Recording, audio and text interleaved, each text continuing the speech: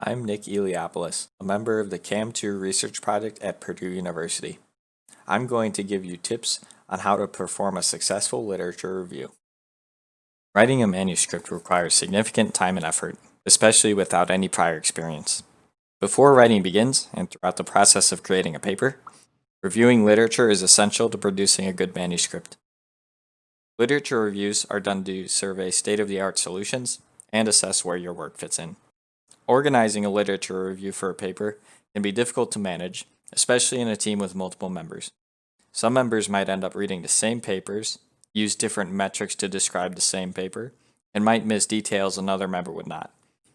Additionally, it is difficult to memorize details of papers you have read. Depending on the type of paper you intend to write, you may review upwards of 30 sources. A simple method to ensure your literature review goes smoothly is to use a table and well-designed metrics to make it easy to look up papers and determine the quality of their results and conclusions. The table is a list of papers or other sources with columns representing a metric or some other quality shared across these sources. The simplest columns to include are the title of the work, a link to it for easy access, and a short description. You could stop here if you like, but I find it very valuable to quantitatively and qualitatively describe the work with a few extra metrics.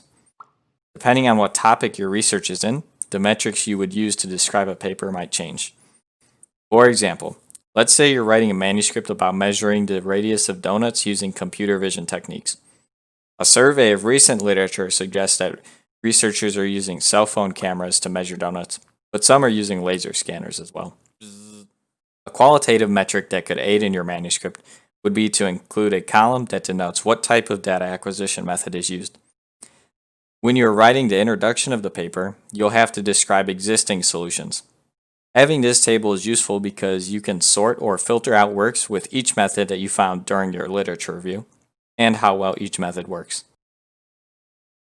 Quantitative metrics are also important. There needs to be a way to assess how accurate and precise the donut measurements are from different papers.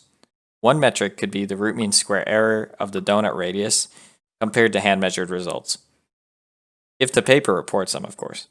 Or, for example, you could also compute how many donuts per hour can be inspected using the method described in the paper. Some papers might report time using different units or language, so you should convert these findings into a unified format for easy comparison. Lastly, you can create your own metrics that might not be reported in a paper directly. For example, you can use a metric that describes how difficult the solution is to implement from each paper on a scale from 1 to 10. Metrics like these may not be as useful because you have to describe what a 1 and a 10 are so that everyone can report their findings using the same scale, assuming you're using a 1 to 10 scale. In my experience, it is best to select a few but meaningful metrics that can be easily deduced from all of the surveyed papers. With a proper table to record findings, it is much easier to conduct a literature review. Once your table is created, you can assign members to read a certain amount of papers, or papers with a certain data acquisition method, or ones that are described by a particular metric that appears in the table. In this way, you can broaden the topics covered in a literature review and avoid reading the same papers. Finally, I'd like to show you Google Scholar, which is a search engine you can use to search for papers. As an example, let's look up something about forest inventory. Google Scholar returns a list of papers that fit the keywords we've entered.